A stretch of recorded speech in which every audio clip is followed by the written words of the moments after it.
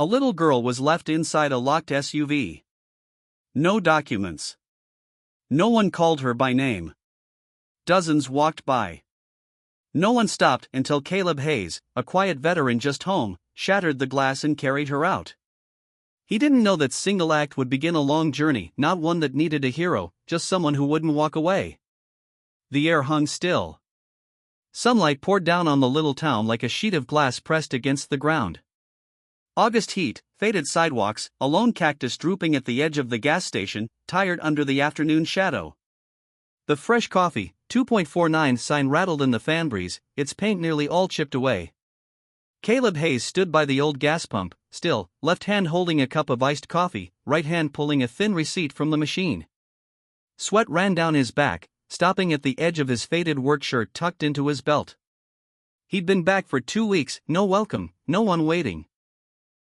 Just a man, midlife, walking through nameless towns with a small pack and something in his chest he hadn't yet named. A truck rumbled behind him, engine growling before it backed up, leaving a thin haze of dust and an unnatural quiet behind. Caleb took a sip of coffee, the ice had nearly melted. The cold bit like old tap water. He walked slowly along the road toward the little supermarket, a faded prefab building with a tin roof so hot it shimmered silver in the sun, an almost empty parking lot to the side. He thought he was looking for a book, or at least something that wouldn't make a sound. But then he stopped. A sound, off. Small. Sharp. Like fingernails tapping on glass. Nobody turned. Nobody called. But Caleb heard it. He stopped at the edge of the curb, tilted his head, scanning the rows of parked cars. The hot wind stung his eyes. Maybe it was a trick of the heat. Maybe just metal expanding in the sun. But maybe. He stepped down onto the asphalt, his left foot sliding over an old oil stain. He didn't rush. Just walked. But each step carried something real, a kind of instinct burned into the spine of every survivor. A black SUV sat near the end of the lot, angled toward a rotting wooden fence. No one nearby. No movement. But Caleb knew. The way the dust dulled the windows, the way nothing inside shifted, and that vague feeling, like something was draining away. He leaned close to the rear window. Nothing. The tinted glass reflected him, gray hair slightly messy, an old scar above his right temple, eyes hollow and still like stagnant water. But then, the sound again. Barely there. Like a breath that wasn't strong enough to be named. Caleb pivoted, quickening toward the driver's side. He grabbed the handle, locked. Knocked twice hard. No reply. Silence, tight in his chest. Not hunger, but a fear he hadn't felt in years, the fear of stepping into a wrecked house, where kids hide behind tarps. Don't cry, just watch. He went around back, shielding his eyes from the sun, bending lower. And this time, he saw her, a little girl, lying sideways on the back seat, head tilted, hair matted with sweat, face flushed, lips dry and cracked, not making a sound. Her hand curled as if held too long, then fell limply to the seat. Caleb's chest tightened. He looked around, no one near the supermarket. No footsteps, no voices. No one is screaming, "My child." Only the buzzing of insects, dry winds sliding over hot metal. He hit the glass 3 times with his fist. A solid thunk echoed. The glass didn't break. Caleb stepped back, scanning. A large rock by the fence, tall grass overgrown. He bent, picked it up with both hands. Pain flared in his right shoulder as he swung the rock at the side window. Crack. Not through. The second swing slid off. Third. Shards flew, dust glittering in the sun like snow in the desert. Caleb gasped, not wiping blood from his hand. He leaned inside, unlocked the door. Hands trembling, but eyes locked on the girl. One hand slid under her head, the other around her waist. Her skin was hot, metal hot from the sun. No reaction. No sound. He lifted her. Light as a feather. Eyes barely open, a thin line between swollen lids. No cry. No movement. Just a hazy stare, like she had learned long ago how to endure in silence. Caleb turned, leaving the door unlocked, not looking back. He ran. Across the parking lot, over cracked concrete, past toppled signs. Pain in his right arm sharpened, blood seeping through the tear, mixing with sweat, soaking the back of his shirt. He didn't stop. A whisper barely there rose near his collar. Not him. The small life in his arms. He tightened his grip, holding on to that breath as if it might vanish. The clinic was just a block away. Sun blazing like fire. But beneath it, an old soldier ran not to fight, but to keep from losing anything else. Caleb ran down the empty street, each step pressing into the asphalt that felt like it had been heated by a forge. Low houses lined both sides, windows shut tight, curtains drawn. No doors opened. No one stood on the porches. No engines, no barking dogs. Just the dry wind, and the sound of his own ragged breathing echoing in his chest. The girl in his arms was too light, lighter than she should have been. It felt like her body had given up long ago, holding on to life by a thread so thin it might snap at any moment. Her head lolled to the side, forehead pressed against his chest. Caleb could feel her breathing, shallow, uneven, just these little tremors, like ashes caught in the wind, uncertain how much life remained. Blood from the cut on his right hand dripped down onto his shirt, soaking through to her dress. Red spots spread across the fabric, like dahlias dropped in the summer heat. Beautiful, violent, and absolutely wrong on a child's clothing. He didn't have time to think, didn't have time to be scared. Everything was motioning forward, toward the one place he remembered a nurse might be on duty at noon. A small clinic at the corner, across from an old phone booth. No sirens, no flashing lights. Just a prefab building with a faded sign, Primary Care Clinic. At the corner, Caleb nearly tripped over a raised manhole cover. He steadied himself, arms tightening around the girl. His body had become a machine, heart pounding, arms carrying, eyes scanning, but all sensation had been replaced by instinct. The instinct war had honed into his bones: don't let go. Don't stop. Don't ask why until the person in your arms is safe. The glass door of the clinic appeared. No cars in front, no open sign. He pushed anyway. Locked.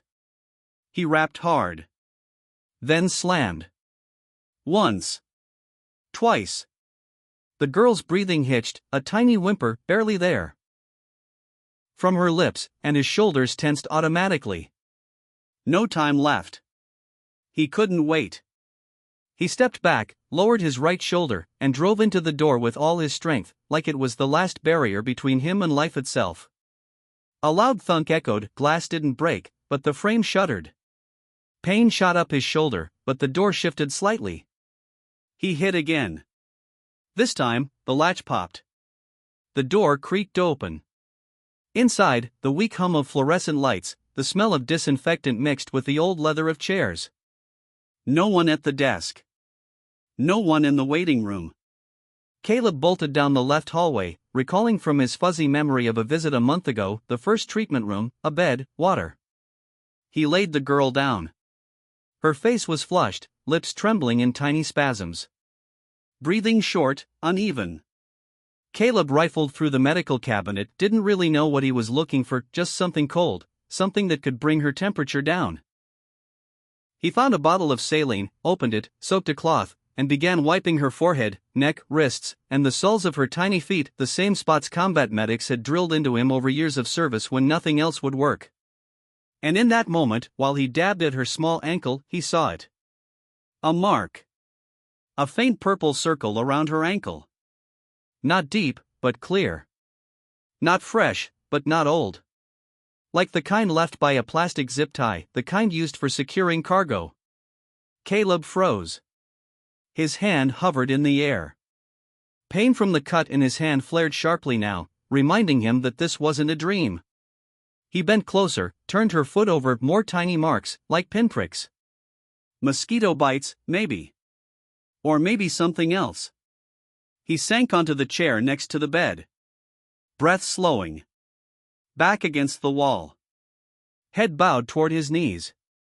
For a brief moment, the whole room fell silent, heavy, almost the way a field medic remembers after a battle, when survivors don't know whether to feel relief or guilt. The room was colder than outside. Caleb looked down at her. Eyes closed, chest rising and falling. Uneven, but still breathing. He glanced at the wall clock, the minute hand creeping, as if even time itself waited to see if she would make it. Blood seeped steadily from his right hand. He tore a strip of sheet and wrapped it around his wrist. Not tight, just enough to stop the bleeding. Then he sat there, motionless, eyes fixed on her face.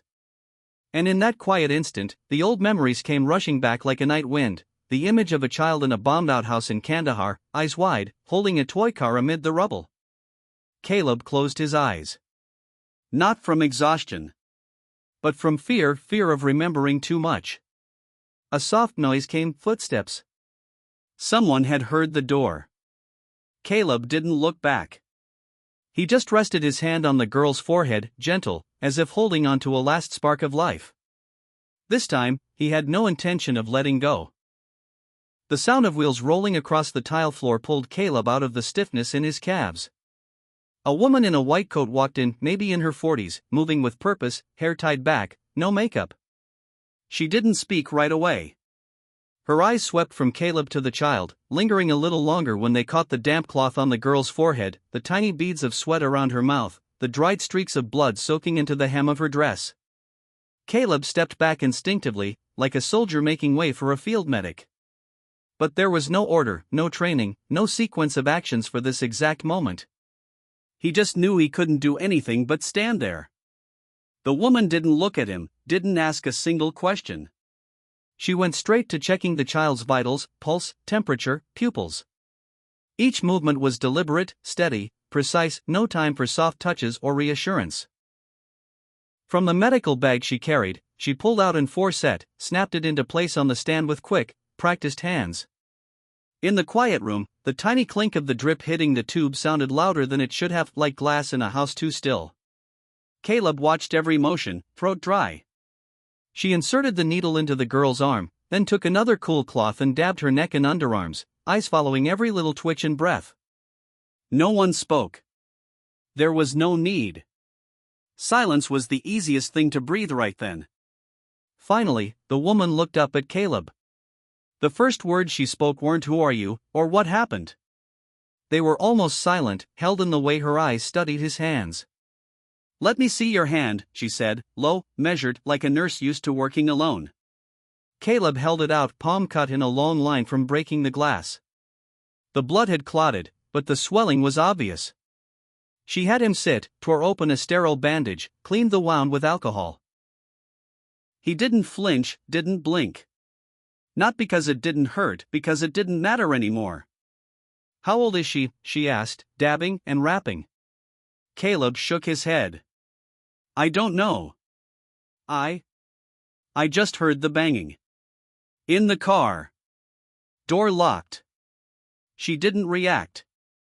Just nodded slightly, like confirming a detail, but her eyes drifted back to the child's legs.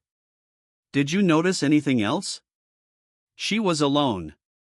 Car locked. High temp. "Unconscious," Caleb said, voice rough, broken.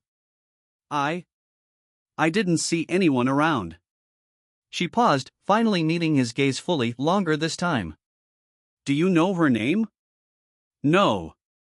A beat of silence. Caleb thought she might ask more.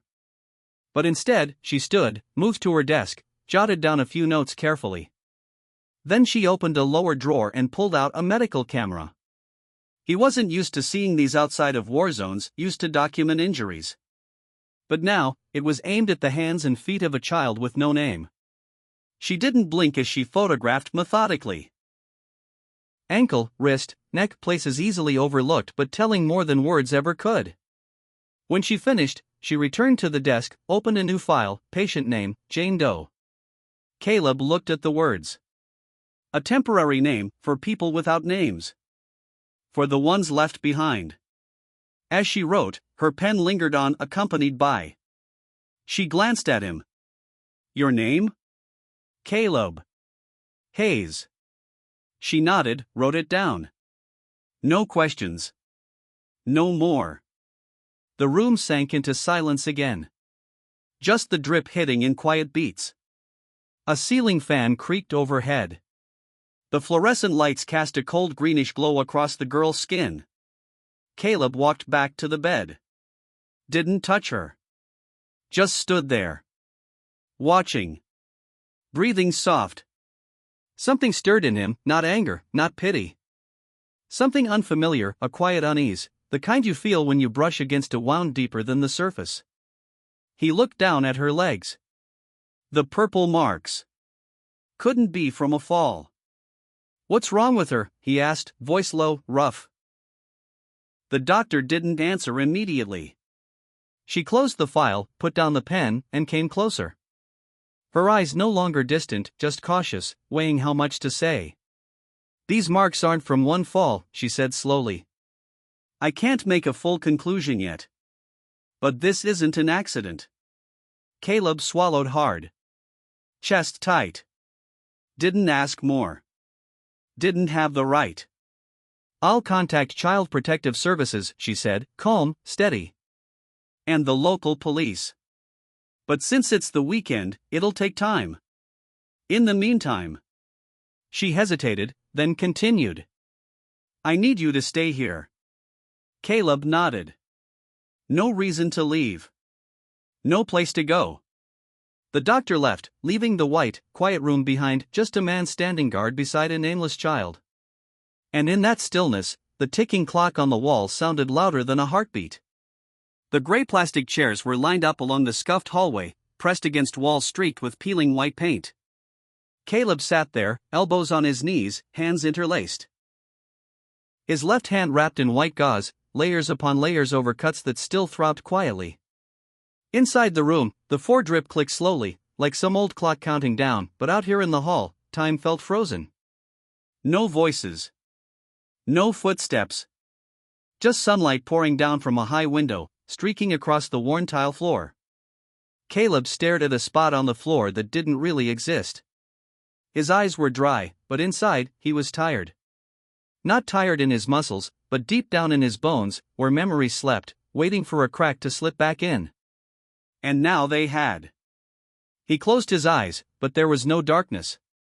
Just that dusty yellow of an afternoon on the other side of the world, on the broken front lines after the artillery fell, where he and his team had cleared mines step by step under the burning sun and the cicadas screaming like razors. The ground there had no grass. Just sand, stones, and silence that trapped you. For a moment, he remembered her.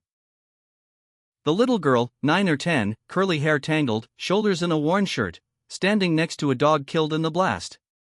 Her eyes didn't water. She just stared. Silent, like the world no longer had a sound sharp enough to startle her. He had turned away.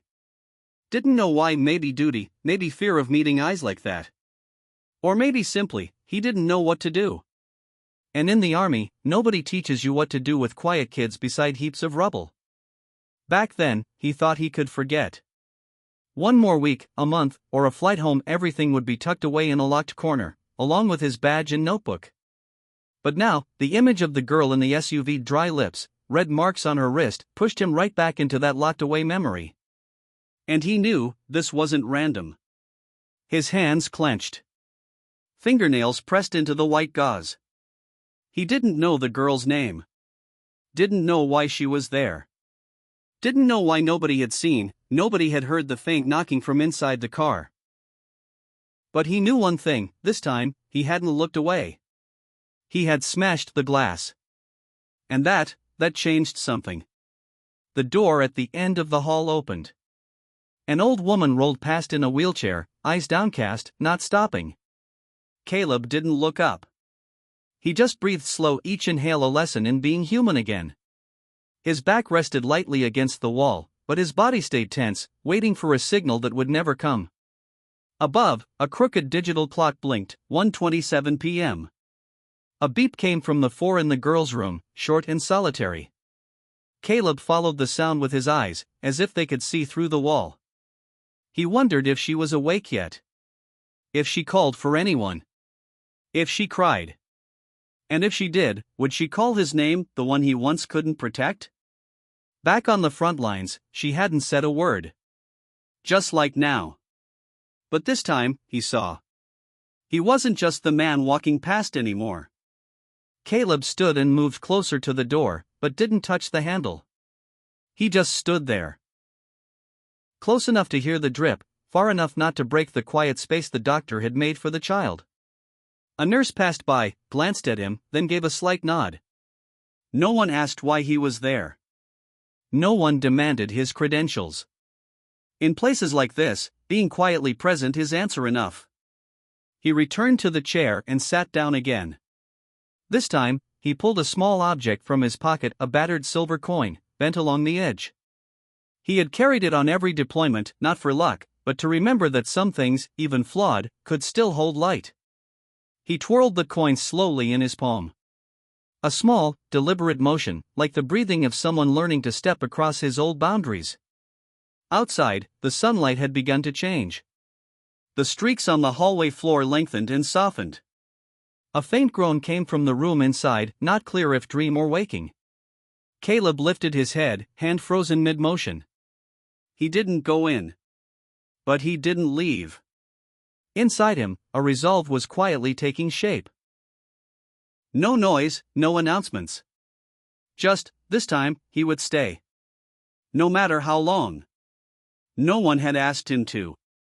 Because some fears can't be run from. They can only be faced by standing still. The clinic door swung open, not gently, not cautiously. A gust of warm dust and the sharp click of high heels on tile cut through the silent hallway. Caleb looked up. A woman, maybe in her early 30s, skirt fitted, white coat fluttering like a lab coat, nude heels. Behind her, a man, broad-shouldered, shirt collar unbuttoned 2 notches, eyes glued to the phone in his hand.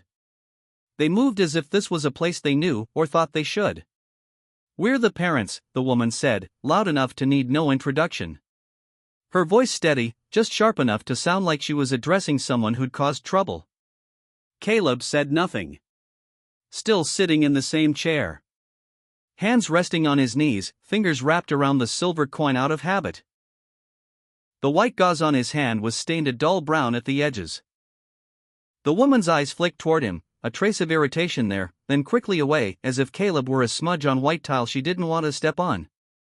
The nurse coming out of the girls' room got stopped mid-step. "Where's the girl?" the man asked, voice low and clipped, like giving an order. "She's under observation, for running, and the doctor is inside," the nurse said, professional to the point of stiffness. "We were only gone 10 minutes, the woman cut in. My husband ran for the medicine. I went to the counter for coffee. She was asleep. We couldn't drag her out in the middle of the day like that." The nurse said nothing, just nodded slightly, then moved down the hall, used to excuses by now. Caleb watched them, not staring, not judging, just observing, like a man who's lived long enough to know that sound doesn't always carry truth. The woman smoothed her hair, adjusted her strap. "They're making a big deal out of nothing. Kids get a little fever sometimes. And we don't even know who knocked on the car." The man's eyes left the phone for the first time. He glanced at Caleb. "Are you the one who brought her here?" His tone polite, but his eyes defensive. Caleb didn't answer. Just looked at the man's wrist, at the gold watch catching the sunlight through the window. Silence hung for a few seconds. The woman's voice softened, like she needed to regain balance. "Thanks, if you helped. But really, it wasn't necessary to make such a fuss. Kids, sometimes." Caleb stood, not out of anger, but because he'd been sitting too long.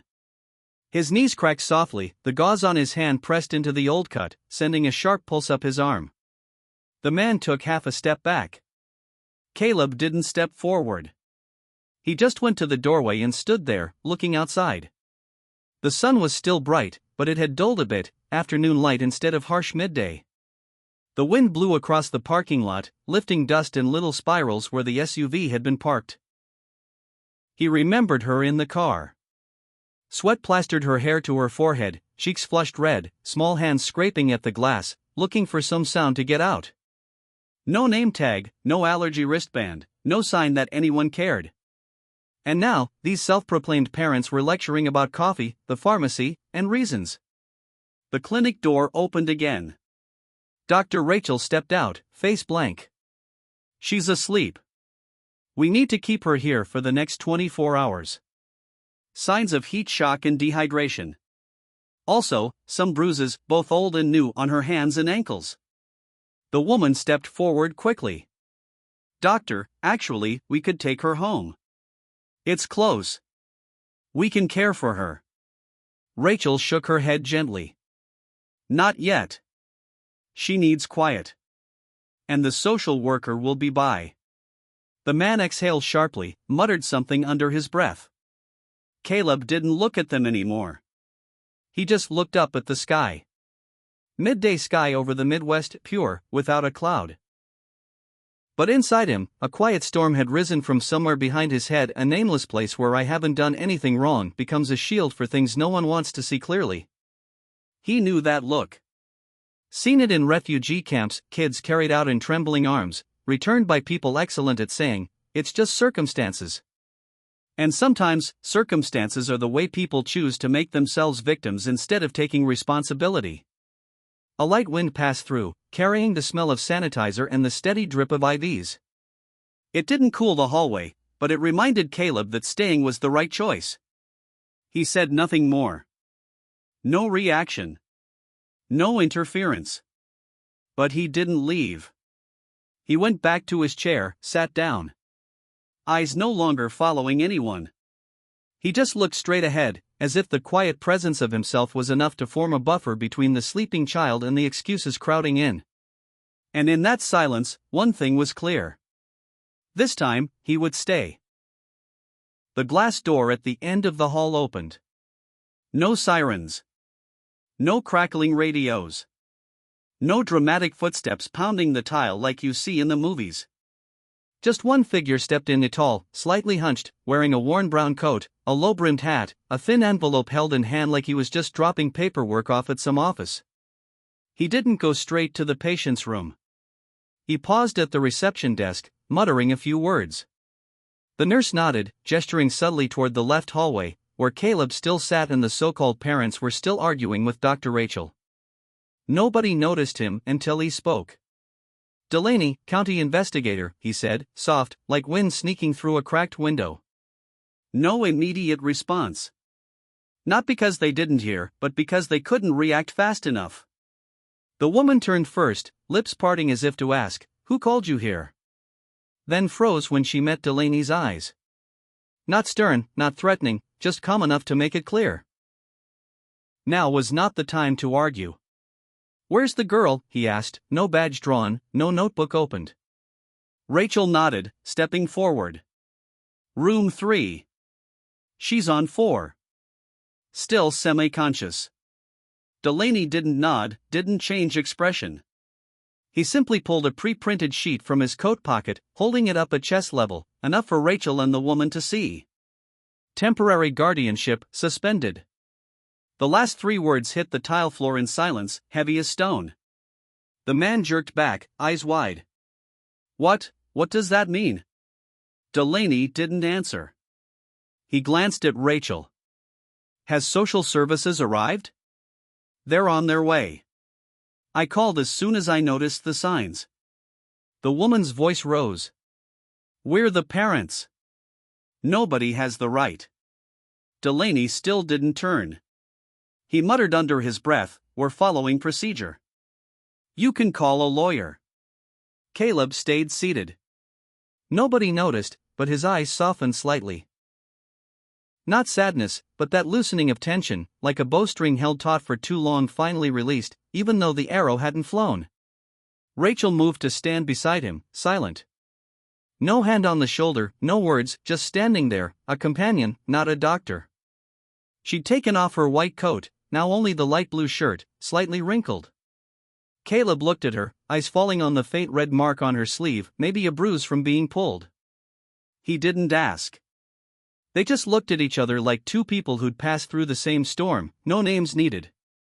Down the hall, the woman kept speaking loudly, listing where they'd been: pharmacy, coffee shop, how long, like a humanitarian equation. The man went suddenly quiet, head down, fists clenched as if squeezing something out of the air. Delaney stepped near the patient's door. He didn't enter. Just stood there, hand on the doorknob, then turned to them. "We'll keep her for 2 nights. After that, she may need temporary placement in a safe home. You are not allowed contact until there's an official decision." "What do you mean, safe home?" the woman shrieked. "We haven't done anything wrong." Delaney looked at her slowly. "Correct. And we're not concluding anything, but we won't wait until something happens to act." No one replied. The breeze from the end of the hall blew softly, just enough to make the door rattle slightly, like the room itself was listening. Delaney turned to Caleb. "You the one who brought her?" Caleb nodded. "Do you know her name?" "No. Nothing on her. Just a small bracelet, a shamrock." Delaney gave a small nod. "A relative?" Caleb shook his head. "Just passing by." Silence hung for a few seconds. Then the old officer leaned down, hand on Caleb's shoulder, light but deliberate. "Thank you," he said. "Not everyone stops." Caleb didn't reply, just gave a slight nod, enough to answer, nothing more. Delaney pulled a small notebook, jotted a few lines, tore out a page. "If they bother you, call me." Caleb took it, didn't tuck it away, just held it in his hand. Thin paper, the wind could snatch it away. But he gripped it. When Rachel returned to the patient's room, Caleb stayed seated. And when the so-called parents finally left, no one spoke. They walked quickly, didn't look back, like any extra word might make everything collapse. The door closed behind them. The hallway returned to the hum of 4 machines, fluorescent lights, nurses' hurried footsteps, so familiar it was almost frightening. But among those sounds, there was a new kind of quiet, not peace, not relief. Just the first step towards something that was about to become clear. And in that moment, Caleb understood, this wasn't just anyone's problem anymore. The small room at the end of the west hallway of the clinic was meant for intake and temporary records. White walls, low ceiling, a fan spinning quietly overhead, though not nearly enough to cut through the stifling air. Outside, the sun had softened from the harsh glare of midday, but it was still hot, and yellow light spilled through the window, landing on thick stacks of files spread across the wooden desk. Caleb leaned against the opposite wall. His arms still bandaged, fingers curling slightly from the pain, yet his eyes didn't leave the woman hunched over the paperwork in front of her. Sarah Wright, a social worker from Child Protective Services, wasn't young, but she wasn't old either. Her hair tied neatly at the nape of her neck, glasses slipping down her nose. For the first 10 minutes, she didn't speak, just the sound of pages turning, one after another, fragments of information falling through the cracks of a system that had long since started failing. Caleb said nothing. Rachel stood near the door, arms crossed, eyes alert, yet also holding back something deeply personal. "Name, Juna," Sarah said, still not looking up. "No birth certificate. Biological parents unknown." A pause. Caleb seemed like he wanted to ask something, but swallowed it down. She continued. "Medical records exist, but the info doesn't line up. Private clinic in Arizona reported a fall on the stairs.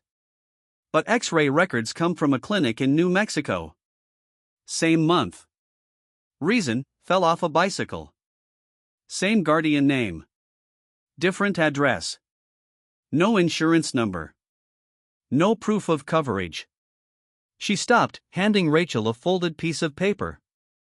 "Remember the scar on her left arm?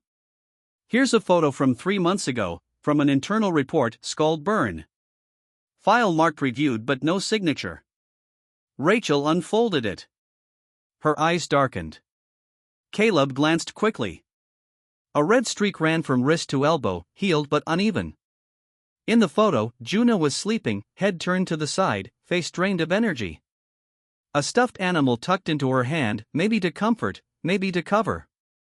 "There was a request for an investigation," Sarah said, this time looking Rachel directly in the eye, "but it disappeared in the system."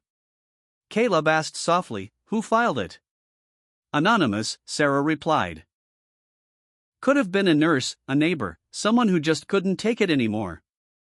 But if they don't step forward, the system doesn't pursue. A distant ambulance passed outside, its siren thin and fractured. Inside, no one said another word. Sarah gathered the papers into 2 neat stacks, one medical, one administrative.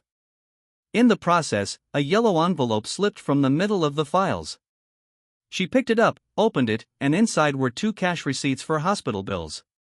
No name of the payer.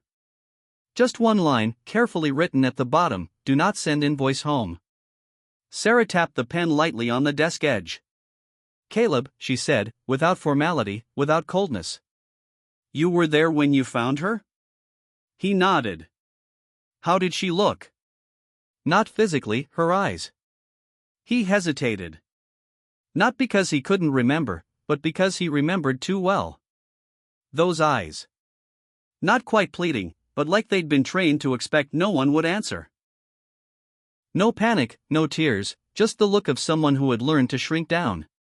Silence like a wound that had long since scabbed over. "She didn't wait for anyone," Caleb said. "Just lay there. Like it happened all the time." Sarah didn't write it down. She folded her hands, rested her chin on them, exhaling slowly. Some kids, they don't scream when they're hurt, they don't call out when they're scared. Because they know no one is coming. No one replied. Caleb looked past the small side window, a rusted swing in the clinic's backyard. No one sat. The ropes creaked in the wind, moving slightly, like a habit long forgotten. After a while, Sarah stood, packing her papers. Before leaving, she whispered, "She'll have to go to a protective center within 72 hours. But if someone can step up temporarily, she can stay in a safe place until the paperwork is complete." Caleb didn't respond. Rachel didn't. The words hung in the air like dust waiting to be inhaled and held in the lungs.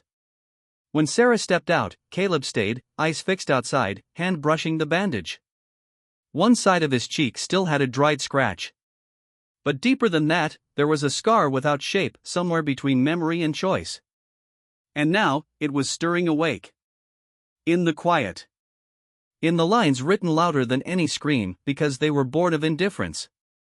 The small conference room inside the social services station kept its old, worn-down feel: off-white walls, a scratched-up wooden table, and a wall-mounted TV hooked to an ancient USB reader. Sarah plugged in the drive she'd just picked up from the supermarket security office. A faint beep sounded as the device registered. Caleb leaned against the doorway, arms crossed, eyes fixed on the screen. Rachel pulled a chair closer, her eyes full of threads of thought that hadn't yet found their words. The footage started, slow, silent. No sound. Just the passage of time, marked by the blinking numbers in the corner, 12:02 p.m. A black SUV pulled near the curb, at the intersection between the supermarket entrance and the cafe next door. The doors stayed closed. A man got out on the driver's side without looking back. A woman followed from the back seat a few seconds later, placing a paper bag on the ground. They exchanged a few short words, then turned and walked away. Sarah hit pause. "We can't see inside the car from this angle, but judging by how their hands moved and where it's parked, the child is still in there." Caleb nodded slowly. The man's hand twitched once, like he wanted to look back. But didn't. Sarah resumed the clip. 12:03, they passed the second camera, by the back alley leading to the Gold Crest Casino, behind the commercial building. They walked fast. Not holding hands. Not looking back. Their shadows shrank in the frame until they disappeared entirely. Time kept moving. Sarah fast-forwarded, eyes locked, barely blinking. For the next 3 hours, the SUV stayed put. Sunlight climbed across the windshield. A man walked by with a dog, glanced inside. Didn't stop. A young couple jogged past. The woman slowed, touched her partner's arm. He waved her forward. A sanitation worker pushed a trash cart across the front of the vehicle, paused to shift something in the bin but never looked. No one stopped. 3:07 p.m. Sarah hit pause. There. captured by the opposite-facing traffic cam across the street. A figure rushed in. A blur, but unmistakable, a dark shirt, blood smeared down the front. Shattered glass scattered across the asphalt. Dust kicked up. The angle didn't catch the face clean, but it didn't need to. Caleb. He reached in. Lifted a child. Ran. No one followed. The silence afterward wasn't just in the video. The room itself held its breath. The video feed ended.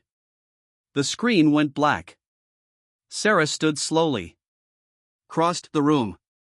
Logged into the internal system. Her fingers moved with precision, like someone who'd done this dozens of times. Probably had. I verified it, she said. Her voice wasn't flat, just steady, like someone walking through fog. Those two aren't on any licensed caregiver list.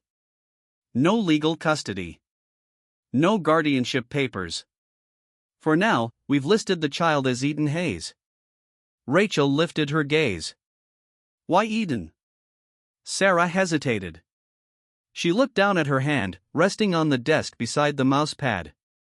A callus showed just above her ring finger. A name I use, she said softly, when no one is kind enough to give the child their real name. Outside the windows, the town kept humming. Somewhere a horn honked. A bell rang across the square. Normal life. But not here. Caleb cleared his throat. So no one was assigned to watch her?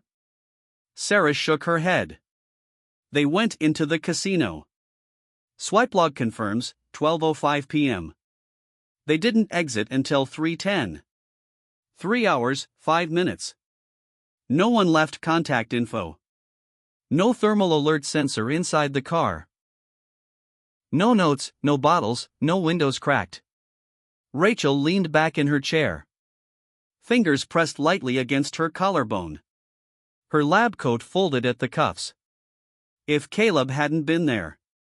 Sarah didn't answer. Just reached into a drawer, pulled out a form. The top read, Temporary Emergency Hold.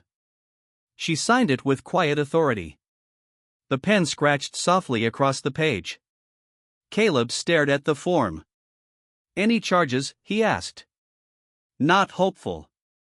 Just asking. Sarah met his eyes. Not yet. There's gray area. The child isn't documented. No legal link to anyone. Technically, it's not neglect yet. Caleb turned away. Walked to the window. Looked out. Below, another SUV pulled into the same spot. A man stepped out. Walked around to the back. Checked the door. Paused. Tapped it once before locking it. A small act. Nothing dramatic. But enough to twist something in Caleb's chest. He turned back slowly. Sarah, he said, if no one says anything, if nobody names it, this just disappears. Right? She didn't nod. Didn't shake her head. That's why I need you to speak, she said. Be a witness? Be the one who doesn't let her disappear. The fluorescent light above flickered. By the time the room cleared, the sun had shifted. Late afternoon had slipped into golden hour. The hallway outside was quiet. At the end of the corridor, a small door was cracked open. The temporary holding room. Caleb stood still at the threshold. Inside, the bed was barely long enough for a child.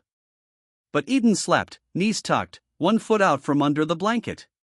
One arm cradled a stuffed rabbit, the kind you win at carnivals if you're lucky, or if someone spent too many tickets trying. The other arm dangled. Her fingers twitched in sleep. Rachel stood beside Caleb. Neither moved. Neither entered. She didn't cry, Caleb said, quietly. Not when I pulled her out. Not even then. Rachel nodded. She doesn't know yet, she said. That she's allowed to. Caleb shifted. A gust of wind curled through the corridor, pushing dust against the floorboards. It smelled like heat. Pavement. And memory. I won't leave her, he said. Rachel didn't reply. Later that evening, Caleb sat alone in the hospital garden. A patch of dying roses surrounded a metal bench that groaned under weight. He held a paper cup of coffee, untouched. He looked out, but not at anything in particular. He thought about the video. The long hours of no one stopping. The joggers. The dog. The heat lines shimmering off the car. He thought of how fast he'd run. How heavy she felt in his arms. How small. His hands clenched. Not in rage. Just trying to remember. Trying not to forget. Inside, Eden stirred. Rachel stood at the doorway again. She had returned after hours to check vitals, though she didn't need to. She adjusted the sheet gently. Eden didn't wake. But her lips moved. A whisper. Maybe a name. Maybe a dream. Rachel wrote it down anyway. Next to Eden Hayes, she wrote. Murmured something like Caleb in sleep. He and Eden stood at a small-town intersection. The light turned red. Caleb bent down, held her hand, and together they stepped forward as it turned green. No cars. No explosions. Just the sound of light footsteps on a clean road. And Eden's voice, "Daddy, where are we going?" Caleb didn't answer. In the dream, he just smiled. When the sun rose, light filtered through the curtains, painting a soft yellow across the wooden floor, his salt and pepper hair, and the new lines at the corners of his mouth, not from age, but from letting go. Caleb opened his eyes, blinked, and stayed still. No jolting awake. No sweat-drenched sheets. No faces clinging to sleep, trying to drag him back to the shelter of the past. Just morning. Eden came into his room, hair messy, eyes still sleepy. She didn't say a word. She climbed onto the bed, resting her head on his shoulder. Caleb wrapped an arm around her, the other brushing back her hair. "Sleep well?" he asked.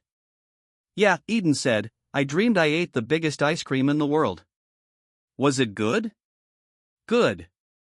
But it melted before I could finish it." Caleb chuckled, a quiet, rough laugh, but genuine. "What about you, Daddy? What did you dream?"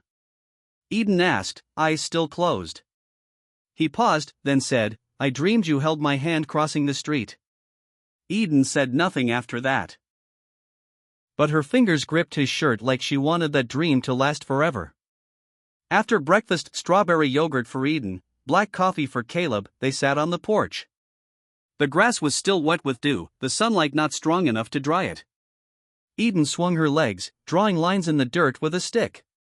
Caleb read the newspaper, but his eyes followed every little movement. There was a piece that didn't need announcing. No flags. No national anthem. No medals pinned on. Just a soldier who once couldn't sleep, now sitting and listening as his daughter said, "I want to draw that street light again, the one by the place I slept the last time before we had a home." "Okay," Caleb said, "I remember the long shadow it cast." "And the tree that rustles in the wind," Eden added. "Don't forget." He nodded. Later, while tidying up after lunch, Caleb noticed a small piece of paper taped to the fridge. In orange marker, Eden had written, "No bad dreams here. Daddy Hayes plus Eden equals home." Caleb stood there for a long time. Not because of the paper. Not because of the words. But because, finally, after 12 years, he didn't need to sleep with a hand on a gun. All he needed was a blanket. A steady breath. And the small voice beside him. "Daddy, sleep a little longer." And he would. Not like a soldier on night watch, but like a father who knows he can rest, because the most important thing in his life is sleeping safe in the next room. The afternoon drifted quietly, like the river behind the house, sunlight thin and pale slipping through the hickory branches, scattering golden spots across the worn wooden floor. Eden was at the kitchen table, coloring, lips pressed together, eyebrows furrowed like an artist lost in her work. Caleb stood at the sink, washing 2 potatoes by hand, his rough fingers scrubbing the stubborn red dirt. No music, no TV. Just the scratch of crayon on paper, the gentle run of water, the occasional step as he reached for a pot or opened a cabinet. Rachel came without warning. The door opened softly, like she wasn't quite sure if she should be intruding. Caleb looked up and just nodded. Eden waved. "Hi, Miss Rachel." Rachel smiled, stepping in with a stack of folders hugged to her chest. Her eyes swept the room, the towel casually draped over the chair, the children's shoes lined up beside old boots, the drawings taped to the fridge. A slow life, waking back up. "I just stopped by to drop off some papers you need to sign," she said, setting the stack on the table, but she didn't leave right away. Caleb poured a glass of water, set it in front of her, and then sat down across from her. Eden kept coloring, like this was the most normal thing in the world, a grown-up visiting, talking to Dad, and no one rushing off. After a while, Rachel put down her pen, looked at Caleb, and asked quietly, "Are you scared?" The question wasn't a surprise. But it touched the part he kept buried. Caleb looked down at his hands. Hands that had pulled triggers, stitched wounds, dug graves in the rain. Now they sliced bread for breakfast, untangled hair, and slapped bunny bandages on a little girl's scraped knee. He lifted his head. "Yeah," he said, simply. Rachel didn't smile. She didn't add anything. She just nodded, like she'd just received a code she already knew. "That's enough," she said, her voice light, like a door closing behind a gentle wind, quiet, but full. They didn't say the word father. They didn't talk about capability or morality. Just presence. And that presence, without explanation, said enough. That evening, Eden spilled her milk. A small accident, her hand slipped reaching for the spoon, the glass toppled, milk splattering across the table and onto her shirt. Caleb turned. Eden's eyes widened, lips trembling. She stayed still, no tears, no yelling. Just watching him, like she was waiting for a verdict. Maybe she'd had moments like this before, where a tiny mistake meant shouting, punishment, or a silence colder than snow. Caleb didn't need to know. And he didn't. He just grabbed a towel, stepped over, bent down. "It's okay," he said, steady, wiping up each drop as calmly as he might tie her shoes in the morning. Eden exhaled. Her shoulders relaxed. Her hand rested on his, a wordless thank you. "Can I help?" she asked. "Sure," he said. "But I want you to know, spilling milk doesn't make me go anywhere." Not loud. Not dramatic. But Rachel, standing by the door, heard it. She turned away, holding the folders, feeling something unnamed rise inside her. She'd seen hundreds of fathers in courtrooms, some promising, some asking for more time, some vanishing in the middle of judgments and excuses. But today, nothing needed explaining. Just a spilled glass of milk, and someone staying. She left quietly. No well wishes. No need. A few days later, Rachel sent Caleb a small folded piece of paper. No office stamp, no printed legalese. Inside, one handwritten line. "Being a father isn't about never making mistakes. It's about being there when she looks back and you're still there." Caleb kept it in his wallet, tucked between an old ID and a faded photo from his unit. Not to show off, but to remember. That night, when Eden went to bed, she asked, "If I spill the soup tomorrow, will you be mad?" "I'll clean it up," he said, "and serve you more."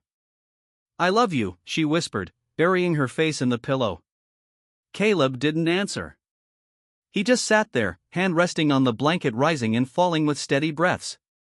The yellow nightlight fell across his face, a face no longer hiding from sleep. In a small house, in a small town, a soldier who once didn't believe he was worthy of love was learning to be a father, little by little. Not perfect, but not walking away either. The fall morning started with small sounds. The tap of a spoon against a bowl, Eden flipping a page in her book, the wind sneaking through the window that hadn't been fully closed. On the kitchen table, a single sheet of paper lay between a jar of blueberry jam and an unfinished fairy tale. Caleb sat there, a wooden pencil in hand, knees bouncing lightly with his breathing. He wasn't used to writing much. The years in the military had taught him how to write reports short, objective, no emotion. But today, no form existed that could capture what he wanted to say. Eden sat a few steps away, hair tied halfway down her back, drawing a fox wearing a shirt. She didn't look at him, yet the silence between them carried a quiet understanding.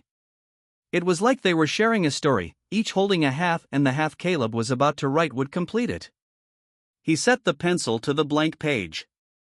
No typing, no keyboard. Just handwriting, slightly slanted, not fancy. My name is Caleb Warren. I served 12 years in the military. I've carried a rifle. I've walked through lands where the only choice was fear or survival. Now I'm learning to carry hope.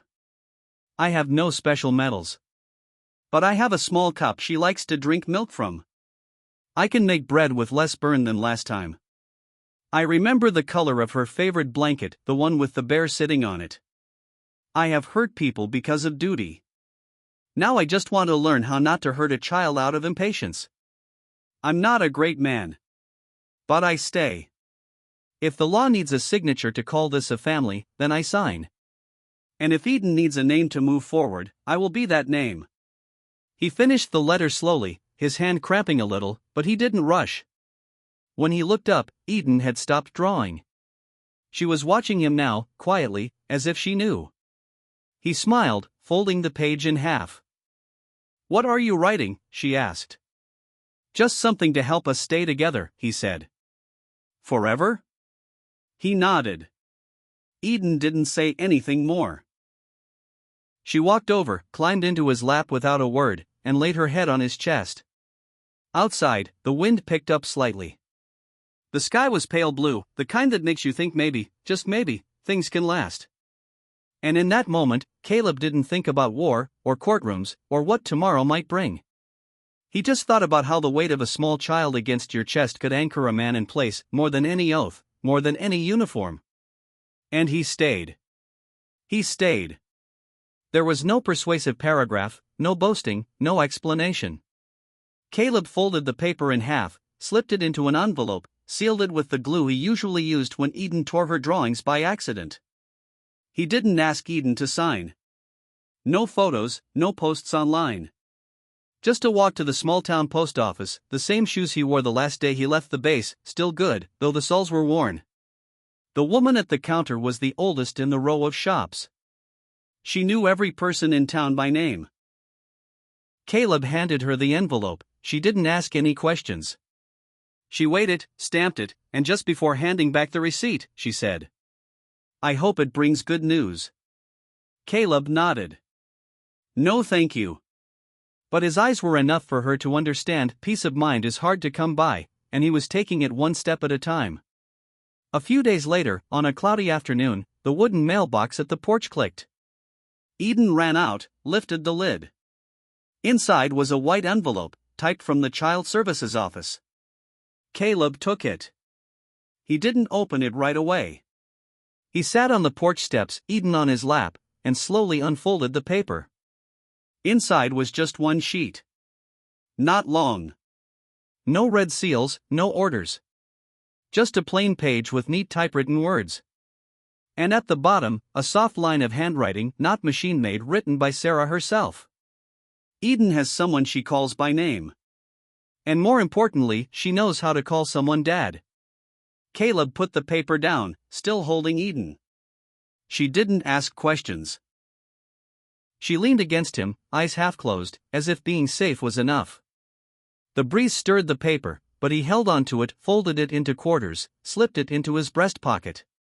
Where once his medals had been. Now a place to carry a line written with trust.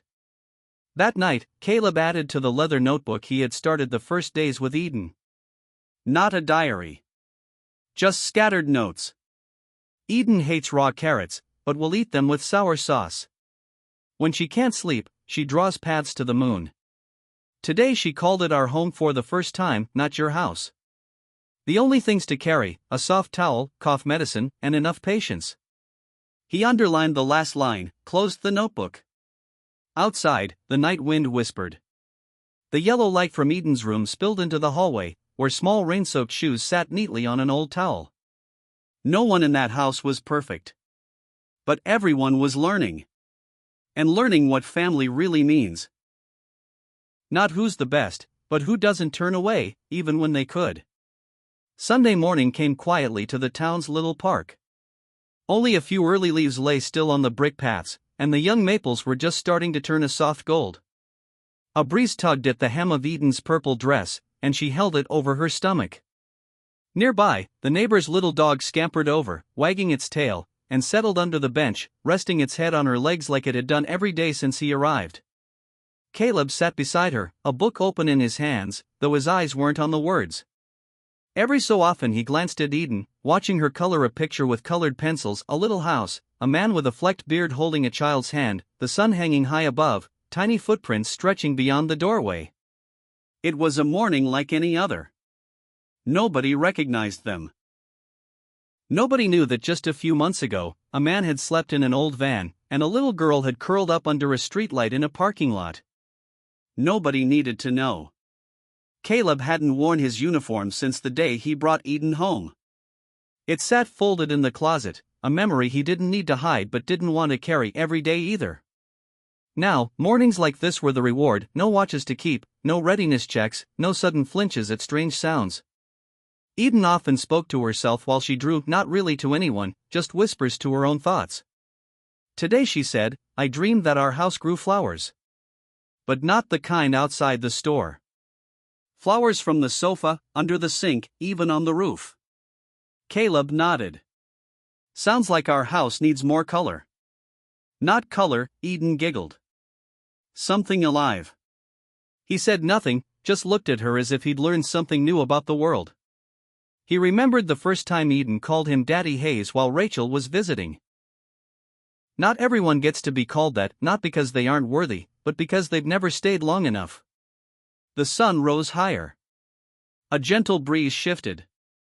And then, in the quiet between, a voice seemed to speak, not from a speaker, not from anyone in the scene, but from somewhere inside the person watching. "Have you ever walked past a locked car?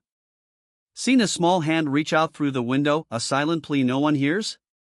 Did you stop? And if you stopped, did you have the courage to stay? Not to be a hero. Not to prove anything. But to be someone a child could trust. This time, the grown-up won't walk away." Caleb isn't Eden's biological father. But he carries a name, not like a medal, but like a shelter. And Eden doesn't need a castle.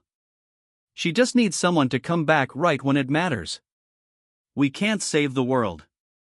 But sometimes, one name spoken right, one arm that doesn't let go, that's enough to change everything. So if tomorrow you walk past an old parking lot and see small eyes behind a fogged window, remember, opportunities don't always come twice. And the smallest things, like stopping, or not, can be the most important thing in a child's life. In the park, Eden added a detail to her drawing, a wooden sign in front of the house, with the words "We are home." Caleb didn't correct it. Didn't question the spelling. Didn't ask why she wrote "we" instead of "I" or "he." Because on that morning, the only thing that mattered was that someone was there to sit beside her. No flags. No fanfare. Just two people, sharing a quiet moment in a world that was already too loud.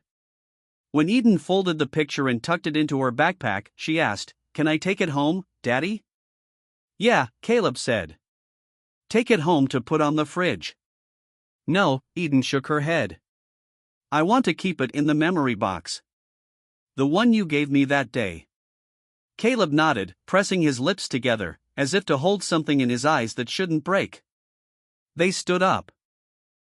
The little dog trotted along behind them.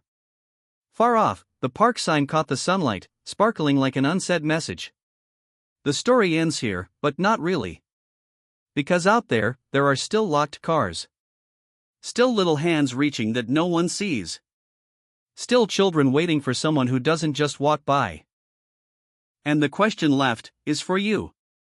If one day you see a child like Eden, what will you do? If you've made it this far, maybe, at some point in your life, you stood in front of a door, not sure whether to move forward or turn away. Maybe you've met a child who didn't speak, but whose eyes asked questions no one dared answer. I'm not asking you to tell the whole story. I just hope that if you've ever stopped or wished you had, you'll leave a few words in the comments. Not for likes. Not for attention. Sometimes, just a small sentence from you can help someone choose to stay instead of walking away. And who knows, maybe one day, someone will call your name. Simply because you didn't leave.